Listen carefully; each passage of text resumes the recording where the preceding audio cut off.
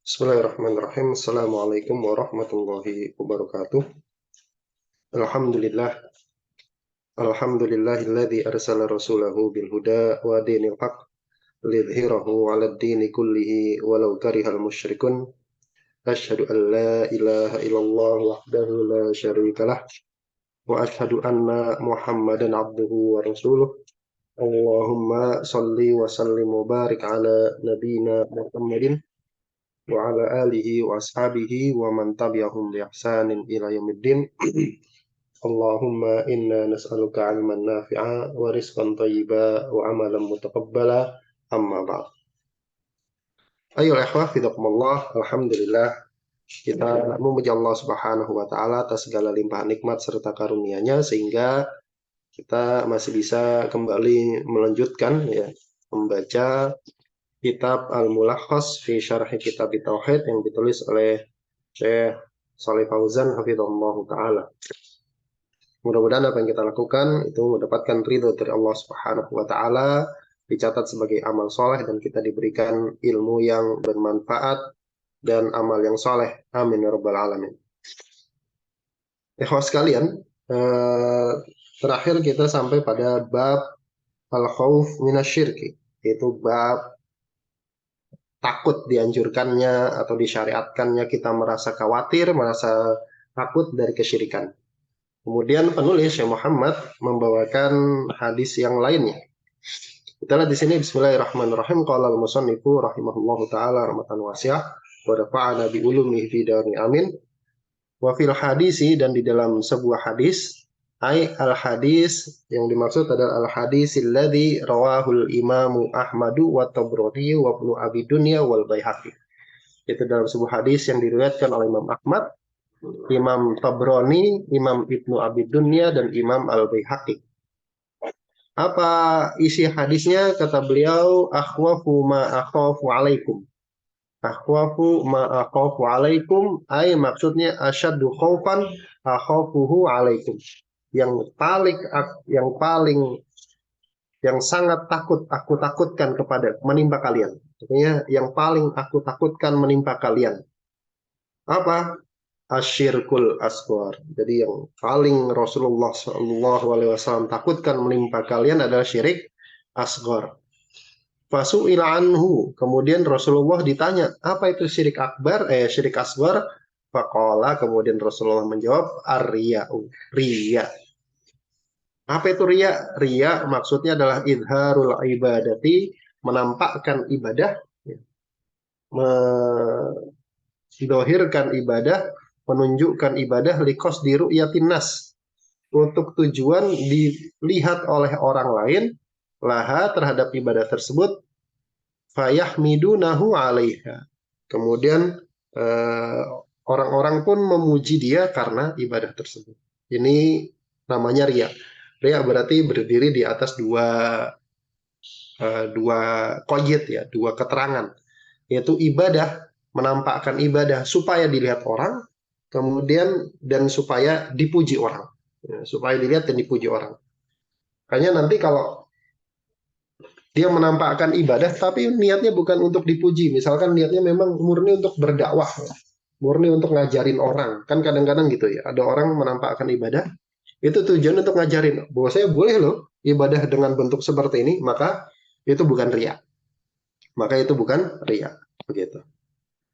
Baik, ini hadis dan mufradatnya. Sekarang kita lihat makna global dari hadis ini. Al-makna al-ijmali lil hadis. Makna global dari hadis ini. Kata beliau, likamali syafaqatihi, karena sempurnanya kasih sayang Nabi Muhammad SAW, wa rahmatihi, dan rahmatnya di ummatihi kepada umat beliau, wa nusahihi lahum, dan sangat bersemangatnya beliau untuk memberikan nasihat itikat baik Rasulullah kepada umatnya, bihaitsu, yang mana bentuk kasih sayangnya Rasul, kemudian rahmatnya Rasul adalah lam yatruk khairan, tidaklah beliau meninggalkan satu kebaikan, illa dallahum alaih, melainkan Rasulullah telah menunjukkan umatnya atas kebaikan tersebut. Ini bentuk kasih sayang beliau. Jadi nggak ada satupun kebaikan di dunia ini melainkan sudah Rasulullah kasih tahu kepada kita umatnya. Wala syarran, dan juga tidak ada satupun kejelekan illa melainkan hadarahum minhu. Rasulullah telah mentahdir, telah memperingatkan umatnya minhu, dari kejelekan tersebut. Nah, itu bentuk kasih sayang Nabi. Semua kebaikan itu udah dikasih tahu ke kita, semua kejelekan itu udah diperingatkan kepada kita. Kemudian kata beliau, wa minasyarril ladzi hadzara minhu, dan diantara kejelekan yang telah beliau tahdir, beliau peringatkan, adalah ad-duhuru, adalah menampakkan diri di madhoril ibadati, dengan tampilan ibadah, ya. Menunjukkan, tampil dengan tampilan ibadah, likos ditahsili sana innas. Untuk tujuan apa? Untuk tujuan memperoleh sana pujian orang lain. Li'annahu syirkun fil ibadah, karena ini adalah bentuk syirik dalam ibadah. Wahua, dan ini, wa in kana syirkan asghara, dan syirik dalam ibadah ini, dia itu meskipun syiriknya syirik asghar, syiriknya syirik kecil, fa khataruhu azimun, tapi bahayanya besar. Kenapa? Li'annahu yukhbitul amala alladzi qaranahu, karena syirik asghar itu menghapuskan amalan yang menyertai amalan tersebut. Jadi syirik asghar itu membatalkan amalan, tapi cuma amalan yang ada syirik asgharnya saja. Misalkan sholat subuh, zuhur, asar, maghrib, isya. Yang ria itu misalkan cuma sholat asar. Maka yang batal amalannya cuma sholat asar. Jadi batal pahalanya ya, bukan batal sholatnya. Kalau sholatnya sah gitu. Selama terpenuhi syarat, rukun, dan seterusnya. Kemudian walam maka natin nufusu majbulatan, dan karena yang namanya jiwa itu majbulatan, setelannya begitu,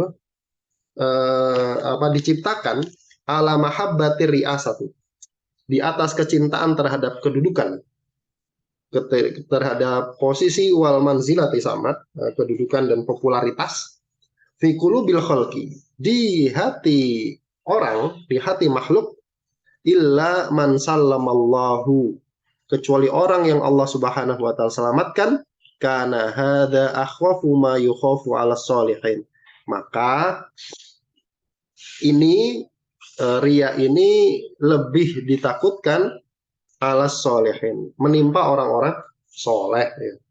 Hadza akhwafu ma yukhafu 'ala sholihin. Ini paling dikhawatirkan menimpa orang soleh. Likuwatid da'i ilaih. Kenapa dikhawatirkan menimpa orang soleh? Karena kuatnya faktor pendorong. Kuatnya faktor pendorong. Orang soleh kan ibadahnya banyak. Makanya faktor pendorongnya banyak. Dia mau menampilkan apa nih? Dia sholatnya banyak. Selain yang wajib ya, dia sholatnya banyak. Dia ibadah tilawahnya banyak. Puasanya banyak. Begitu kan. Sodakohnya banyak. Pikirnya banyak. Kuat faktor pendorong. Bikhilafid ila syirkil akbari, berbeda dengan faktor pendorong yang ada pada orang soleh pada syirik akbar. Fa innahu imma ma'dumun fi qulubil mu'minin al-kamilin, maka ada kalanya ma'dumun, ini enggak ada, fi qulubil mu'minina al-kamilin, dalam hati orang mukmin yang sempurna imannya, wa imma dhaifun, ada kalanya juga lemah. Itu kalau syirik akbar. Nah, sekarang pertanyaannya, apa hubungan gitu antara hadis ini dengan judul bab?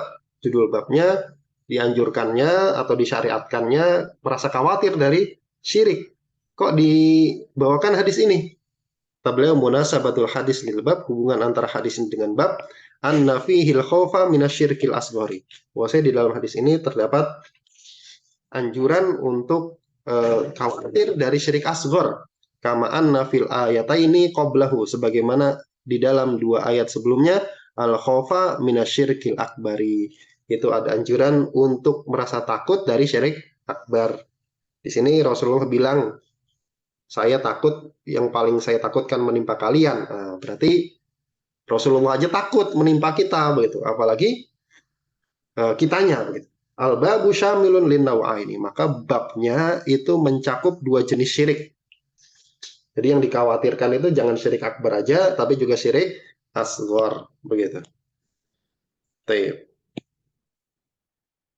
Kemudian ma yustafadu minal hadis, faedah dari hadis ini. Yang pertama, syiddatul khaufi minal wuqu'i fi syirkil asghari. Dianjurkannya sangat takut dari terjatuh ke dalam syirik asghar, syirik kecil. Ria itu sulit untuk dihindari. Wadzalika min wajhaini. Dan itu ditinjau dari dua sisi. Kenapa sih kita merasa takut dari syirik asghar, jatuh ke dalam syirik asghar? Itu dari dua sisi, dari dua tinjauan. Al-awalu, alasan yang pertama, an Rasulullah sallallahu alaihi wasallam, bahwasanya Rasulullah Muhammad sallallahu alaihi wasallam itu takhawwafa min wuqu'ihi takhawufan syadidan. Itu sangat khawatir dari terjatuh ke dalam riya dengan kekhawatiran yang sangat. Rasulullah khawatir kita terjatuh ke dalam syirik asghar. Maka kita juga seperti itu. Asani yang kedua, annahu sallallahu alaihi wasallam, bahwasanya Rasulullah sallallahu alaihi wasallam takhawafa min wuqu'ihi, khawatir terjatuh ke dalam syirik asghar tersebut fis solihina al-kamilina, pada diri orang-orang soleh yang sempurna imannya. Faman dunahum min babi aula, maka orang yang di bawah levelnya orang soleh yang sempurna imannya, dia soleh tapi soleh biasa begitu. Ini kan Rasulullah ngomongin kepada para sahabat. Rasulullah ngomongin kepada para sahabat yang keikhlasannya itu nggak usah diragukan begitu ya. Ketika Rasulullah ngomong kepada para sahabatnya seperti itu, apalagi kepada orang-orang soleh yang di bawah levelnya para sahabat begitu. Athan yang kedua, syiddatu safaqatihi. Ini hadis ini menunjukkan sangat kasih sayang Nabi Muhammad SAW ala ummatihi, kepada umatnya kita, wahirsihi, dan semangatnya ala hidayatihim, untuk memberikan hidayah, petunjuk kepada mereka, wa nusahim lahum, dan memberikan nasihat kepada mereka. Yang ketiga, faedah hadis ini anna syirka yanqasimu ila akbaro wa asgoro. Bahwa syirik itu terbagi menjadi syirik akbar dan syirik asgor. Dari sini kita tahu, oh berarti ada syirik yang kecil. Kalau ada syirik yang kecil berarti ada syirik yang besar. Wal akbaru, maka syirik yang besar itu huwa an yusawwiya. Nah ini dobit syirik akbar ya. Batasan sesuatu itu disebut syirik akbar. Syirik akbar adalah an yusawwiya, seseorang itu menyamakan ghairallah, selain Allah, billah, kepada Allah, fima huwa min khasaisillah, pada perkara-perkara yang itu merupakan kekhususannya Allah. Jadi nggak boleh Allah Subhanahu wa taala disamakan dengan selain Allah pada perkara-perkara yang itu memang kekhususan Allah. Wal asgharu, sedangkan syirik asghar, huwa ma ata fin nususi. Syirik asghar adalah apa saja yang datang di dalam nas atau teks-teks syariat, annahu syirkun, disebut itu sebagai syirik. Teks syariat itu Al-Quran dan hadis. Walam yasil ila haddil akbari, dan tidak sampai kepada batasan syirik akbar. Jadi disebut syirik tapi nggak nyampe akbar begitu. Memang agak sulit menentukannya. Contohnya bersumpah dengan nama selain Allah dan seterusnya, itu kan disebut syirik secara tekstual, jelas-jelas disebut syirik gitu. Wal farqu bainahuma, dan beda di antara keduanya. Yang pertama, annal akbaro yuhbitu jami al a'mal. Bahwasanya syirik akbar, ini beda syirik akbar dan syirik asghar nih. Syirik akbar itu menghapuskan seluruh amalan, pahalanya. Bukan amalannya, tapi pahalanya. Wal asgharo yuhbitul amala, sedangkan syirik kecil itu menghapuskan amalan alladzi qoronahu, yang menyertai syirik asghar. Artinya yang ada syirik asghar ya kayak tadi. Kemudian yang kedua, annal akbaro, bahwa saya syirik akbar itu yukhallidu sahibahu finnar, itu akan mengekalkan pelakunya di dalam neraka kalau mati belum taubat. Wal asgharo, sedangkan syirik asghar la yujibul khuluda finnar, tidak mengharuskan kekal di dalam neraka. Itu kalau syiriknya syirik asghar. Kemudian yang ketiga, annal akbaro, bahwa syirik akbar itu yunkilu anil millah, itu mengeluarkan dari agama.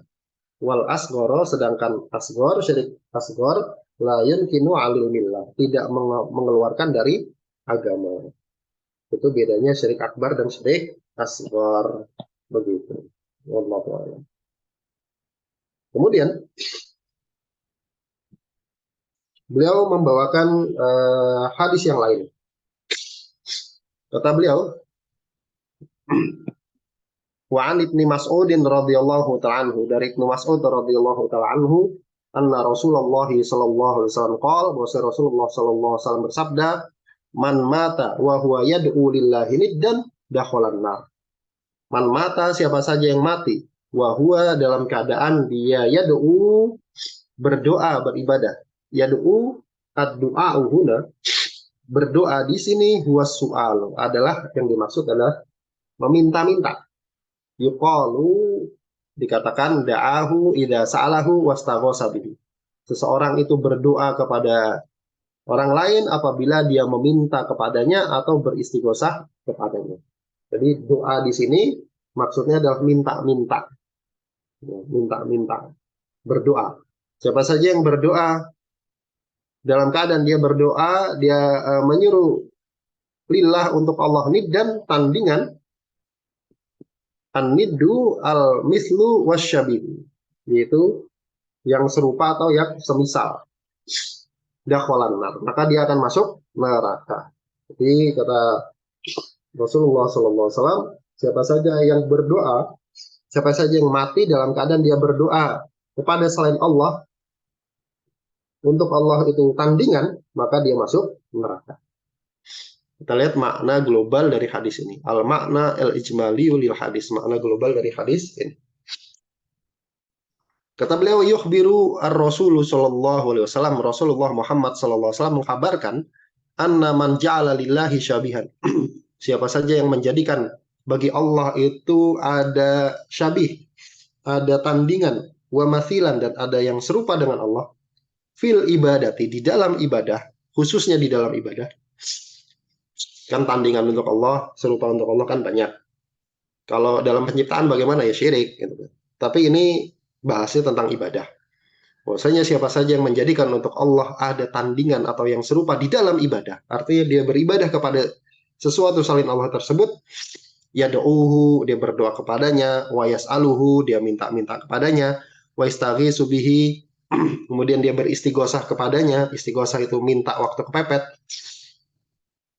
Nabiyan kana hadan niddu, mau tandingan itu adalah seorang nabikah, au ghairahu, atau selainnya.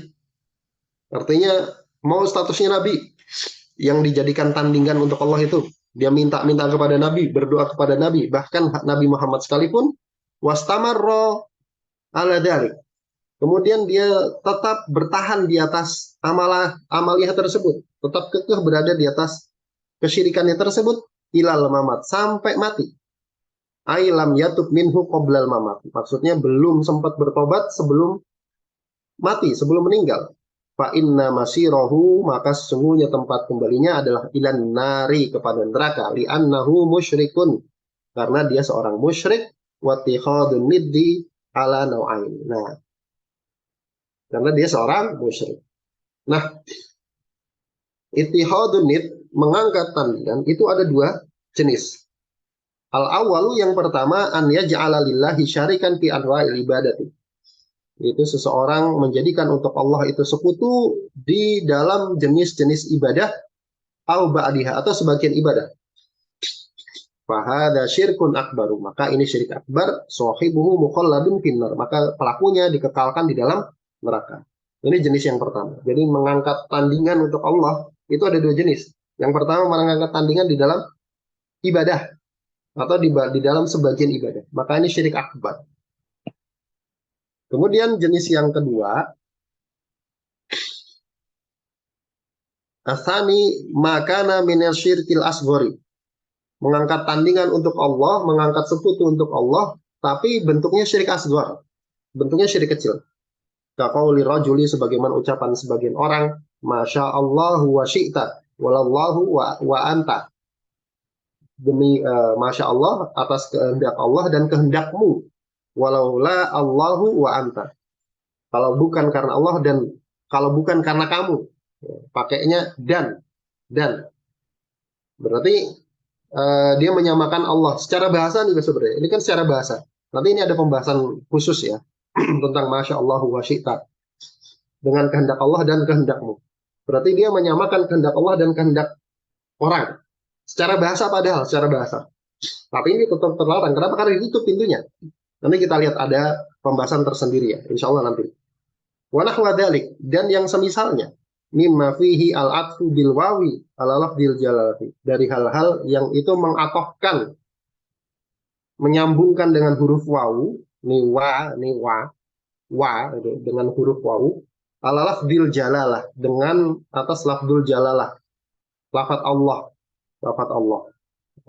Lafat Allah. Nanti ada pembahasannya. Kemudian waka yasiri riya, dan juga sebagaimana riya yang sedikit. Wahada la yujibut takhlida finnar. Ini tidak mengharuskan kekal di dalam neraka. Wa indakholaha. Meskipun nanti dia masuk ke dalam neraka. Pelaku syirik asghar. Ini jadi perbincangan di kalangan para ulama. Apakah syirik asghar itu kemudian menyebabkan pelakunya masuk dalam neraka? Kemudian munasabatul hadis lil bab. Apa hubungan antara hadis ini dengan bab? Gitu ya. Apa hubungan antara hadis ini dengan bab? Anna fihi at-takhwifa minasyirki. Bahwasanya di dalam hadis ini terdapat takhwif, penakut-nakutan, ancaman dari syirik, dibayani akibatil musyriki wa masir. Dengan cara menjelaskan nasib akhirnya seorang musyrik dan tempat kembalinya. Ini kan hadisnya kan bentuknya khobar ya. Siapa saja yang mati dalam keadaan dia berdoa kepada selain Allah, menyeru kepada selain Allah, ada tandingan, maka dia masuk neraka. Kan ngasih tahu. Ngasih tahu ini bentuknya pemberitahuan nih. Rasulullah nggak larang, tapi bentuknya ngasih tahu. Nah, ngasih tahu ini ancaman. Ancaman ini mengandung larangan. Ancaman ini mengandung larangan. Jadi artinya kalau orang punya otak begitu kan, oh Rasulullah bilang begini berarti ya udah jangan dikerjain gitu. Kemudian yang berikutnya ma yustafadu minal hadis, faedah dari hadis ini. Ada 3. Yang pertama at-takhwifu minasyirki, ancaman dari kesyirikan. Wal hathu ala taubati minhu qoblal mauti, dan motivasi untuk bertaubat dari kesyirikan sebelum meninggal. Jadi selama masih hayat, masih dikandung badan begitu, selama masih hidup, maka masih ada kemungkinan taubat diterima begitu. Kemudian yang kedua, annakulla man da'amallahi nabiyan aw waliyan. Bahwasanya semua orang yang berdoa bersama dengan Allah, dibari dengan Allah kepada nabi atau kepada wali, dia berdoa kepada Allah, ya Allah, tapi dia juga berdoa kepada wali, wahai wali fulan begitu. Atau kepada nabi, hayyan au mayitan. Hayyan au mayitan, entah walinya itu masih hidup atau sudah mati. Berdoa nih, ngomongnya nih. Au hajaran, atau dia berdoa kepada batu. Au syajaran, atau kepada pohon. Faqad ja'ala niddan lillah, maka sungguh dia telah menjadikan untuk Allah tandingan. Kemudian yang ketiga, anna syirka la yughfaru illa bitaubat. Sesungguhnya kesyirikan itu tidak akan diampuni melainkan dengan taubat. Begitu. Wallahu ta'ala alam bisawab. Cukupkan sampai di sini. Mudah-mudahan yang sedikit ini ada manfaatnya, yang benar datangnya dari Allah Subhanahu wa taala dan Rasulnya, dan yang salah dari saya pribadi dan dari syaitan dan samaan ampun atasnya. Kita tutup dengan membaca doa kafaratul majelis. Bismillahirrahmanirrahim. Subhanakallahumma wa bihamdika asyhadu an la ilaha illa anta astaghfiruka wa atubu ilaik. Assalamualaikum warahmatullahi wabarakatuh. Wa jazakumullahu khairan. Barakallahu fikum.